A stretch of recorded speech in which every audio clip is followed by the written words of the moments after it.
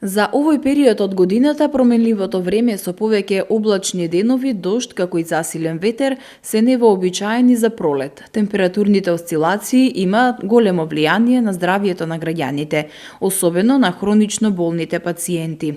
Многумина се прашуваат зошто оваа пролет е толку променлива и постудена од останатите досега. Професорот Владо Спиридонов, кој работи како визитинг професор по метеорологија на Универзитетот во Виена, во својата најнова анализа зошто толку променлива пролет 2019 упатува на неколку клучни фактори кои влијаат врз ваквиот развој на времето. Се осврнува на индексите на северноатлантската и арктичката осцилација, како и на загревањето на Арктикот и феномените Ел Ниньо и Ла Ниња. Објаснувајќи детали од анализата, Спиридонов во изјава за МИА вели дека почетокот на годината се карактеризирал со појава на екстремни временски прилики во многу делови од светот, и тоа од рекордни температури, пожари и врнежи во Јужна Америка и Австралија, до опасни и екстремни студови во Северна Америка и обилни снежни врнежи на Алпите и Хималаите. Според извештајот на Светската метеоролошка организација, на глобално ниво температурите за месец јануари се за 0,4 степени повисоки од просечните за нормалниот климатски период 1981-2010 година.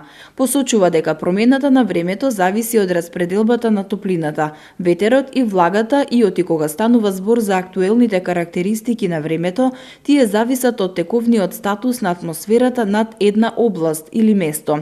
Во одделни сезони се јавуваат промени во однос на вообичаените дневни одлики типични за таа сезона, и во тој случај причината за тие сезонски промени треба да се бара во промените и одстапувањата на основните глобални двигатели, сончевото зрачење, општата атмосферска и океанска циркулација, распоредот и поместувањето на воздушните маси и други временски и климатски феномени. И времето и климата имаат суштинско значење врз одвивањето на животот и секојдневните активности кај луѓето.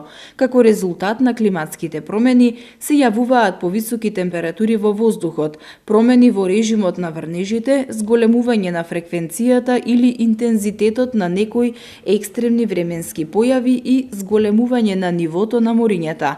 Овие влијанија го загрозуваат нашето здравје со тоа што влијаат врз храната што ја јадеме, водата што ја пиеме, воздухот што го дишеме и времето што го доживуваме.